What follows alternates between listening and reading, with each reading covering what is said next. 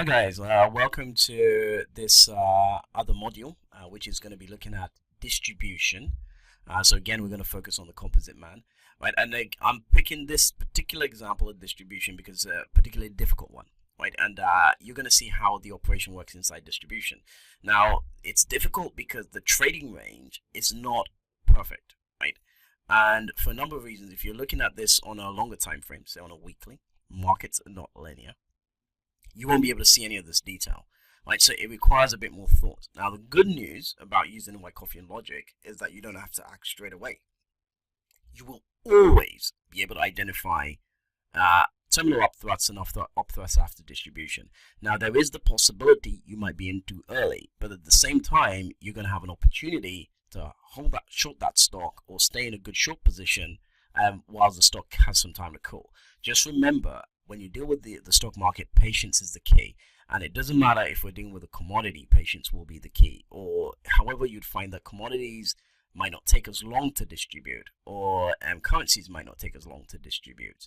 Stocks tend to take longer depending on the stock or what's going on in there. So I'm going to use a very difficult example, so this should cover all the bases, right? So first and foremost, we get a climax. Okay, so this was a very low volume climax. It would have been very, very difficult to identify, right? But you would have been able to identify it when we saw the AR, or the automatic reversal, which in turn during high volume. Now, just remember, guys, climaxes are not always high volume climaxes. These days, the composite man is a lot smarter. He doesn't easily give away the climax. So obviously, he's already out of the stock for based on various different technologies that now exist. It's a low volume climax, and then the market keeps going, and then you start seeing retail traders getting involved. Okay, so in this case, we got an AR, an automatic reversal. So for me, the trading range was established, and I can see my phase A.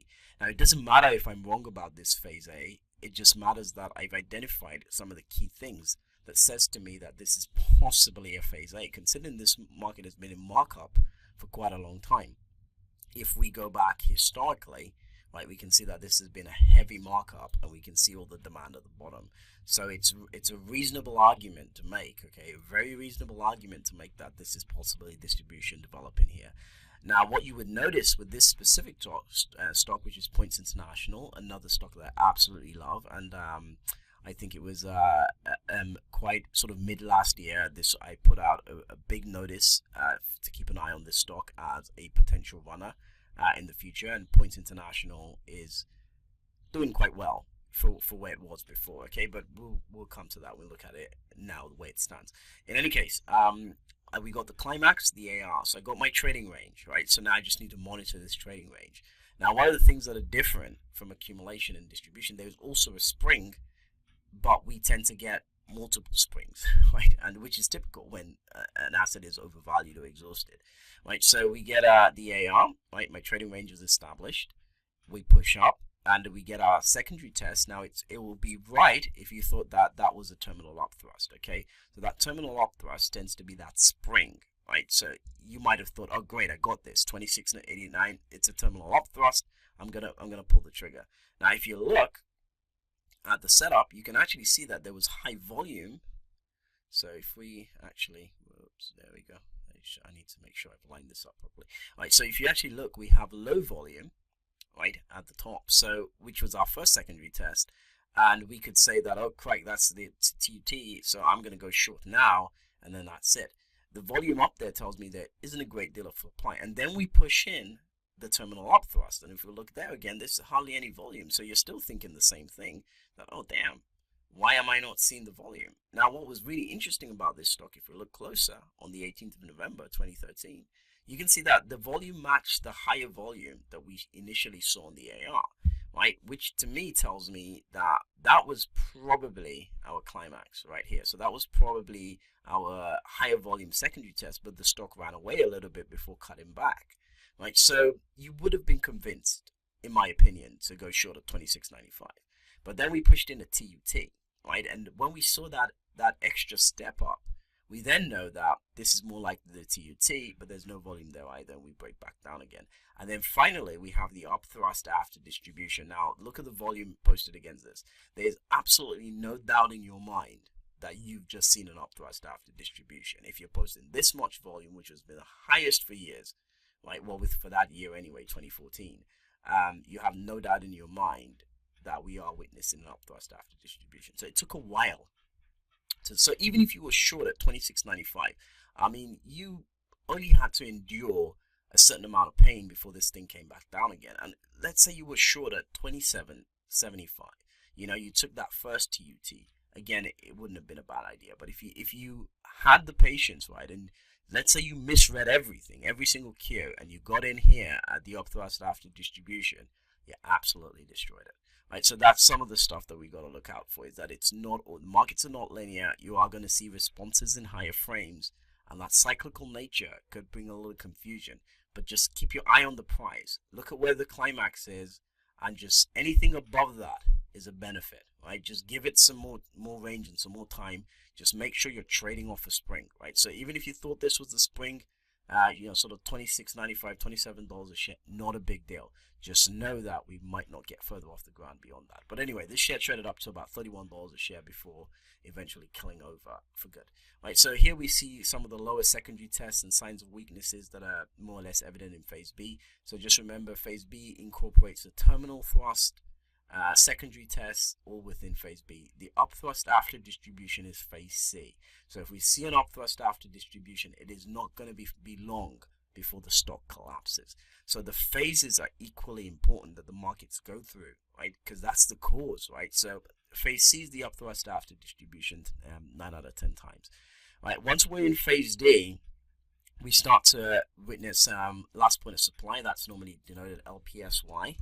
That's my bad. I put LPS. LPS is last point of support, so we normally denote that LPSY. Right, so I'm just going to change that as last points of supply. Right, so usually the last points of supply is similar to Elliott wave in this case. So we get obviously our wave 5, which is our upthrust after distribution.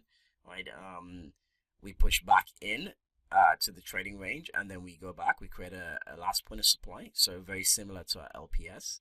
And usually, sometimes you'll find a lot of supply sitting here, and then that helps push it down. But in this case, this was a very uncertain investor behavior, and then what we eventually got is a hell of a lot of supply back into the trading range. So there was a lack of confidence as to whether this thing is going to tank. But eventually, once we came the ice or broke the ice, that was pretty much it. So you can see that high volume there of supply, and then we had that phase E where we were back over the ice, and then we started trade down. So usually most people got involved in shorting this stock at the mid part of the distribution range at 21.51, and then the rest of the public would have got involved maybe in $18 a share. But either way, it's been still a reasonably good return for distribution. And if you look at the stock now, right, and this is one of the reasons why PointsCom came on my radar. And so let's go forward in time. So just zoom out.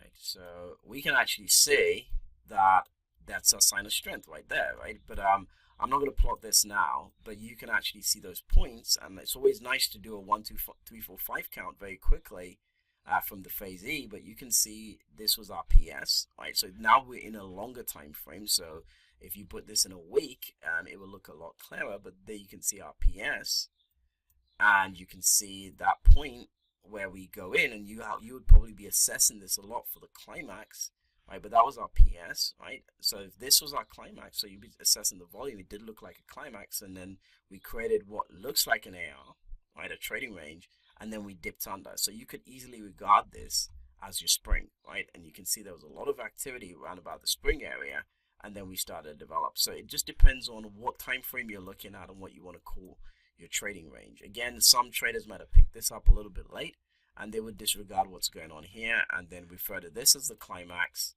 and these as the tests, right?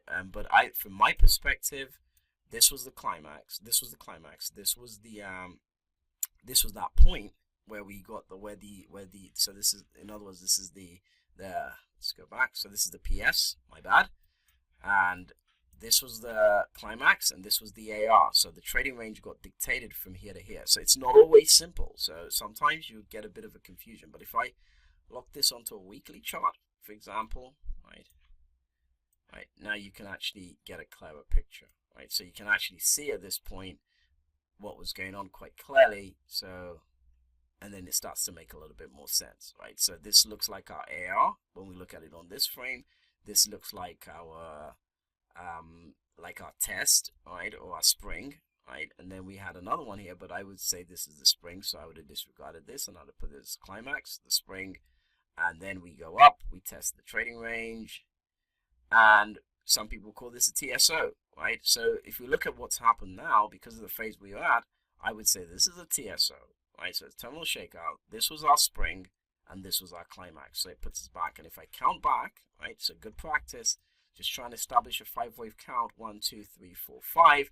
So we're absolutely right, it's the climax. So by going into the daily, markets are not linear, guys. By going into the daily, it restricted my view of it. But once I zoomed out into the weekly, I was able to kind of decipher what was going on here, which means that this here was a back under the creek, right? And that's why point PCOM for me was a great buy, right? So again, you can actually see that where all the demand was, that is exactly where you want to be purchasing, right? So just that point, because this is the LPS, and then obviously we want to be making a move, right? So again, this was a great asset, and I was talking about that to guys. So again, if you look at where that demand is happening, that's taking us back to 21st of August, so 2017.